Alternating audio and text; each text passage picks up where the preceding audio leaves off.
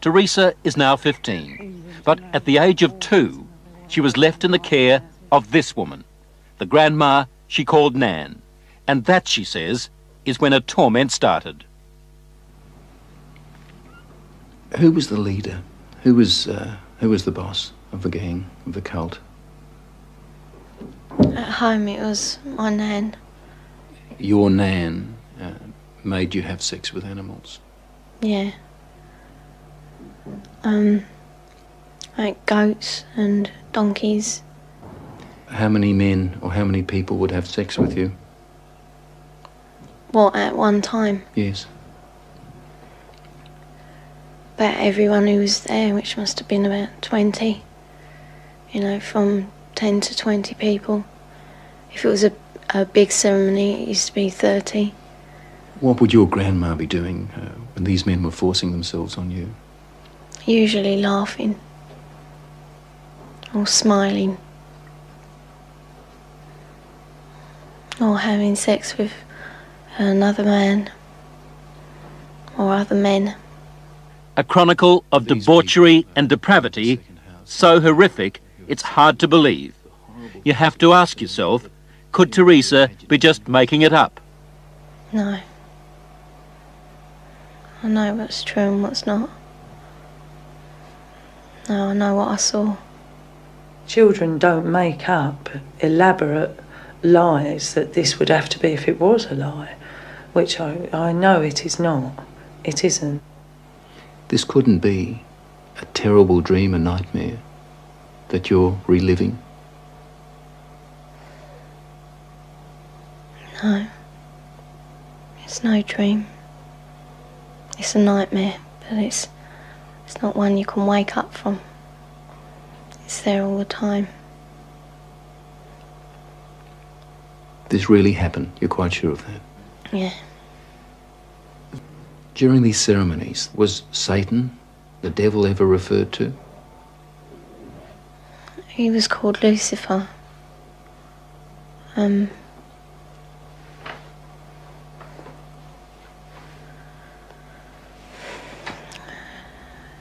What did they say about the devil, about Lucifer? That killing the people made him happy. Sacrifices to please the devil. According to Teresa, the worst rituals took place at a house somewhere in the country. It was big, you know, expensive. From the front it looked like a castle. You know, it had a long drive and big double wooden doors. Do you think they were rich people then? Very rich. Teresa was always drugged, or on a couple of occasions she says she was knocked out, so that she never fully knew the route. There was a tramp who was brought in once, you know, and he was killed. He was cut from his throat down to his stomach, and they ate him, or bits of him. They killed a man at a ceremony? Yeah. In front of you? Yeah, in front of all of us. Did the tramp, did this man fight back? No, I think he was, you know, drunk or something. He seemed really dopey. He was laughing a lot when he was brought in. And he started screaming when they began to cut. But after a while, you know, he died. I'd seen a few killings before then. Although I wasn't used to it, you know, that was the worst one. I really don't know what I thought. I suppose I thought, thank God it's not me. Let me get this right now.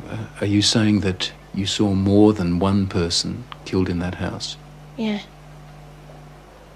I've seen loads of babies killed there, just newborn babies, or aborted ones which were only small. You know, 4-year-olds. Any age, really. Did they ever say they might kill you? They threatened to kill my little girl, who, when I left, was still at the house.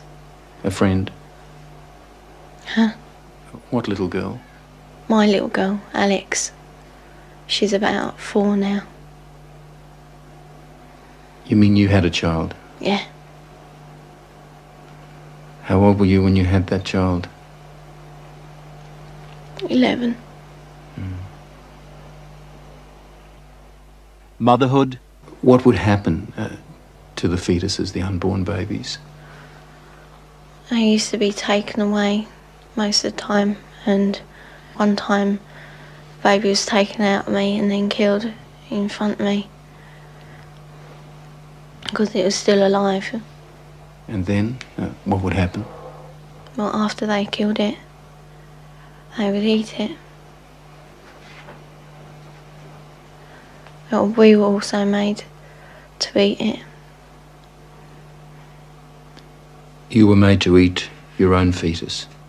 Yeah. Who made you do this? My nan. When Teresa was left to live with her grandmother, they might as well have handed her to the devil himself. Did you ever try to run away? You must have been frightened. A couple of times I did, but my uncle, he caught me and brought me back. Going to the police? Did that occur to you? No. No. I thought it was normal, you know, even though I didn't like it. She said to me it was something that everybody did, she thought, you know, like you don't like going to school or the dentist, you don't like going to the black masses. It was never any different. I didn't have nothing to compare it to. Then the Satanists had a problem. How did they get rid of the bodies? They had a tub, you know, pretty big, I don't know. A very big tub, and they used to put the bodies and bones in there. And then there was nothing left. Well, there didn't seem to be, but when they cleared it out, there used to be a sludge at the bottom. Teresa's story, her account, doesn't really surprise you. It doesn't surprise me in the light of satanic abuse, no. Do you get frustrated with people who just won't accept that these things do happen? Yes, because I've worked with murderers in prisons for years. Not that long ago, a boy was found in a forest in southern England without a head. We have no doubts that men can do that. And yet when we start talking about men within Satanism who actually believe in evil and it's the right to express evil, we suddenly have a doubt. The police don't think Teresa made up a story. Some of the cult members are to stand trial. 5 men have been charged with rape. As for Nan, the grandmother, she's 61 and lives in this council flat in South London. She's charged on 7 counts of aiding and abetting rape and 2 counts of performing abortions on Teresa. I also witnessed a 9-day-old baby being slaughtered for human sacrifice. Audrey Harper.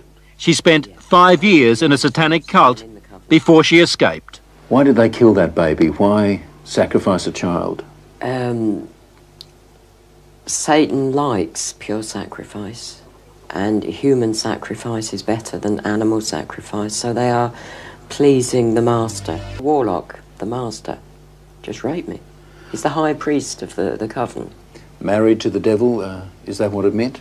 Yes, only, you know, there's no ceremony. But the act of unity completes my initiation ceremony. I now belong mind, body and soul to Satan. Married to the devil. A consistent pattern, it seems. Audrey when she was 22, Teresa when she was a little girl. They used to marry the kids to Lucifer.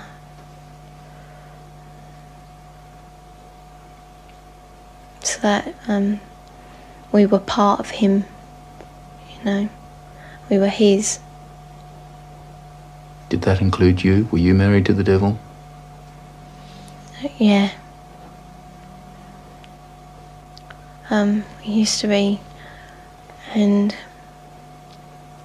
was just like a marriage in a church, but put different words, you know. What were you taught about Lucifer? Just that we should, you know, be his friend, treat him as a friend. And that he's always there if we ever need him. Why do they do such wicked things in these cupboards? Because they're pleasing Satan.